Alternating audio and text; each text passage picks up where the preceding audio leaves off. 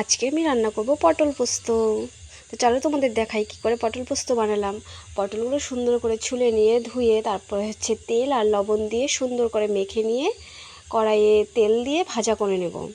তারপর এখানে ভিজিয়ে রেখেছিলাম পোস্ত, সাদা সর্ষে, কালো সর্ষে আর তার সাথে দিয়ে দিয়েছি লঙ্কা। এবার মিক্সচার করে নিব এগুলো সুন্দর করে।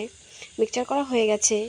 এবার পটলগুলো নামিয়ে সেখানে ফোড়ন দেবো। তেলটা পুরো কালো হয়ে গেছে, কোনো ব্যাপার না, ঠিক হয়ে যাবে। এখানে দিয়ে দিলাম কালো জিরে, হলুদ গুঁড়ো আর শুকনো লঙ্কা। তারপরে দিয়ে দিলাম পোস্ত বাটাগুলো, পোস্ত বাটা, লঙ্কা বাটা, এগুলো দিয়ে সুন্দর করে নাড়াচাড়া করে দিয়ে দিব নুন আর চিনি।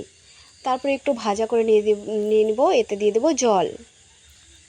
জলটা যখন ফুটে আসবে তখন এতে দিয়ে দেবো পটলগুলো, ভাজা করা পটলগুলো।